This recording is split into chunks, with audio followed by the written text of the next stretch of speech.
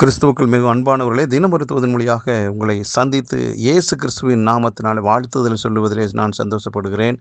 இந்த நாளிலே மல்கியா தீர்க்கதரிசன புஸ்தகம் 3வது அதிகாரம் 6வது வசனம், நான் கர்த்தர், நான் மாறாதவர், ஆகையால் யாக்கோபின் புத்திரராகி நீங்கள் நிர்மூலமாகவில்லை என்று ஆண்டவருடைய வார்த்தை சொல்லுகிறது. அன்பானவர்களே, நாம் எல்லாரும் ஆண்டவருடைய பிள்ளைகள், இஸ்ரவேல் பிள்ளைகள்.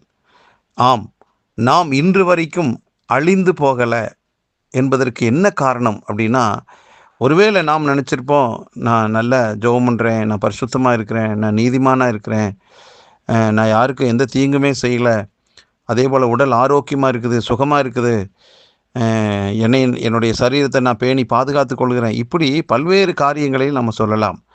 இது ஒன்றுமே உண்மை கிடையாது. ஆண்டவருடைய வார்த்தைக்கு முன்பாக இவை ஒன்றுமே கிடையவே கிடையாது. ஆண்டவருடைய வார்த்தை தெளிவாக சொல்லுது, நீங்கள் இன்னும் அழியாது இருக்கிறதுக்கு காரணம் என்ன தெரியுமா? நான் கர்த்தர், நான் மாறாதவர் என்று.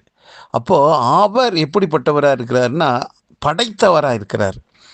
மாறவே மாற மாட்டார். எதில் வாக்கு கொடுத்துட்டார்னா அவர் மாற மாட்டார். ஆகவே இதை கேட்டுக்கொண்டிருக்கிற நீங்கள் ஆண்டவருடைய வார்த்தையை, வாக்குத்தத்தங்களை, அவர் கொடுத்த தரிசனங்களை பெற்றிருப்பீர்கள். கர்த்தர் இந்த பூமியிலே உங்களை கொண்டு செய்ய வேண்டும் என்று சொல்லி ஒரு சில காரியங்களை உங்களுக்கு வெளிப்படுத்தி இருக்கலாம், உங்களோடு பேசி இருக்கலாம்.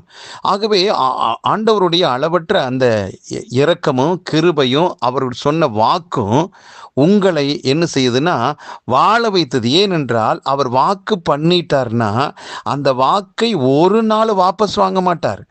அந்த வாக்கிலிருந்து ஒரு நாள் தவறி போக மாட்டார், மறக்கவும் மாட்டார். ஆகவே இன்னைக்கு நாம் உயிரோடு இருக்கிறதுக்கு ஒரே ஒரு காரணம், அவர் உங்களுக்கு கொடுத்த வாக்கு தான், வார்த்தை தான். அந்த வார்த்தையினால தான் நாம் நிலைத்து நிற்க. ஏனென்றால் அவர் வாக்கு கொடுத்துட்டு மாறுவதாக இருந்தால் நாமும் செத்து போயிருப்போம். அவர் தான் மாறாதவராக இருக்கிறாரே, ஆகவே தான் நாம் உயிரோடு இருக்கிறோம். ஆகவே இன்றைக்கும் கர்த்தருடைய வார்த்தை என்னன்னா, இன்னைக்கும் நீங்க உயிரோடு இருக்கிறது காரணம் என்னன்னா, உங்களை கொண்டு இன்னும் தேசத்தில் பல காரியங்களை ஆண்டவர் செய்ய வேண்டி இருக்கிறது. உங்கள் குடும்பத்திற்கு உங்களை கொண்டு பல காரியங்களை செய்ய வேண்டி இருக்கிறது.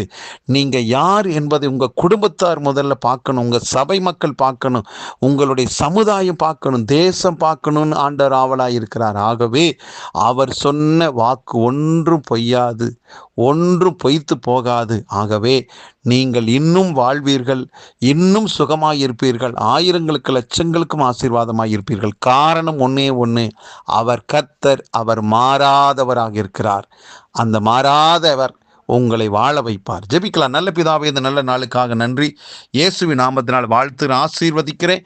நீர் மாறாதவராக இருக்கிறதுனால் நாங்கள் இன்னும் அழிந்து போகாமல் இருக்கிறோம். எங்களுக்கு நீங்கள் கொடுத்த நல்வாழ்வுக்காக நன்றி.